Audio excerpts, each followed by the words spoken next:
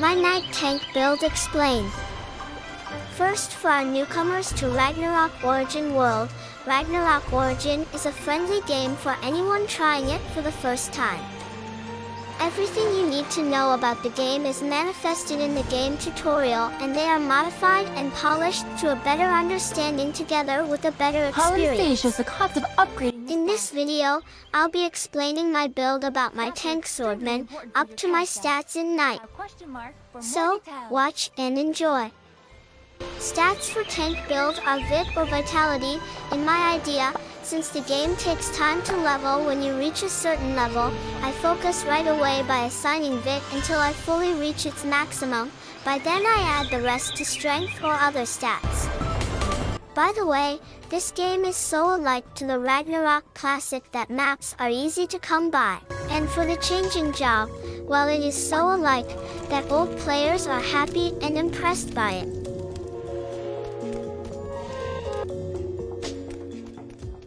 Okay, back to our tank build. Our skills are a bit tricky, since, in a later stage you gain level less and less, and to max out, a skill takes time. That's why I think wisely about where to assign my skills points. But, no worries, because there's a preset available where you can make new skills options, and also reset are available. It's just you have to require something from the store to have it done. First, probably directly think of maxing out increase recovery, but, in my opinion, I will rather be dependent on potions for my health recovery, because we already have no damage to begin with, and skills dealing with damage are essential. I choose Bash and Magnum Break as priorities, to be able to get through in my early stage, though it require us with more blue potions. Next, Fatal Blow is also a good deal, as Bash will be our main skill, in PvE as well as PvP. And lastly, we have Provoked. This is a very essential skill when you're in a group doing a hard dungeon instance. The rest are also essentials, but prioritizing those skills won't give you a hard time in getting through to the next stage.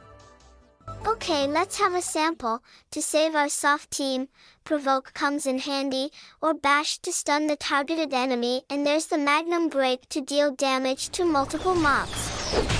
For the grinding mode, these skills still work great.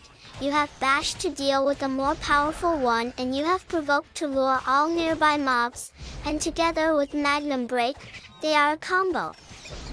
Okay, let's talk about pets. Pets are next to the priest as a great support to our character. Legendary is the best, but since we're in the beginning, we choose normal ones for us to get through our journey. In the A rank, we could have Squidget. This is the only pet that boosts our damage greatly, and we need the King Pouring, making us more durable. For the lower rank pet, you can get Pouring, improve your hard defense, and lastly, the one looking like a magma rock. Unfortunately, I have no image at the moment. This last one can give you a shield that then explodes, dealing huge damage to enemies nearby. Also, pets need to improve by boosting their level, stats, and advancement.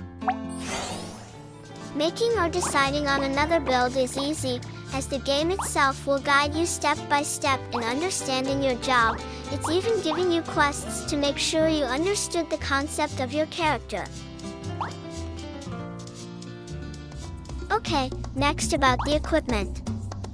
Equipment, in the early stage, is provided easily and has fewer options, so it's less complicated to procure. At level 30 you can forge your equipment from a forger in all towns. Since I'm just a beginner, I just made blue items, unaware that there's purple equipment which is probably stronger than blue. But can't make the most of level 30 equipment, so sticking with blue ones is a fine choice and won't make any difference. At level 50, that's where types of equipment are vital. I'm not sure about level 30 purple equipment though. If it exists, correct me if I'm wrong. Reaching level 50, we can forge higher equipment. In my case, I wasn't sure how to make them and I end up making blue items at first.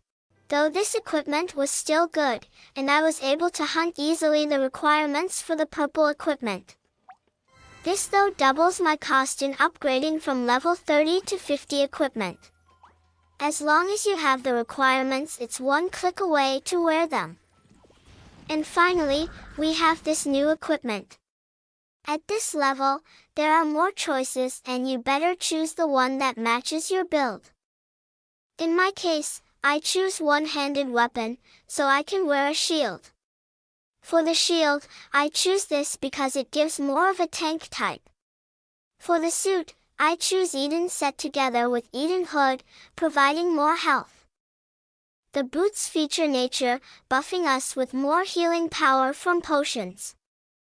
For my headgear though, this gives me the ability to sleep anyone I hit by chance, since I have low damage together with low attack speed.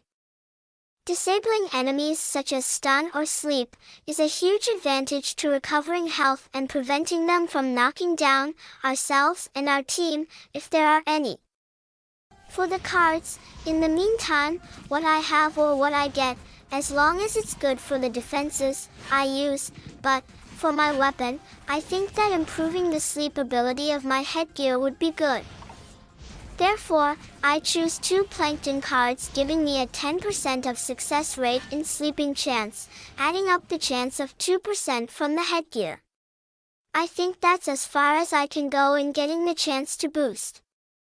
And also, never forget this game is more on costumes. Costumes have attributes too, but most importantly it's for our identity, so make sure you look unique and cooler or awesome than anyone else. Lastly, the skills knight is easy for a tank, as all you need to get is part here. Riding Pico Pico is also good as it boosts your weight limit, and cavalry mastery, but this one rather take it when the main skills are fully maxed.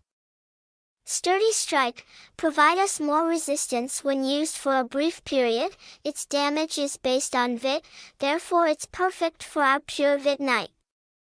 Lion Roar is the next important skill. Since we are tanky, more on receiving damage, this skill is triggered by receiving an attack, and it is also an active skill that you can use just like Magnum Break. And lastly the Iron Will, which improves our sturdy strike of providing resistance. And with perfect luck, I managed to get a legendary pet, and I preferably wanted this pet, because it can deal huge damage to the target. Since what I'm locked in is damaged, I could make my pet the hitter while I tank. So that's it for this video. Thank you for watching. Kindly hit the like button and don't forget to subscribe. More upcoming videos are on their way. So please stay tuned.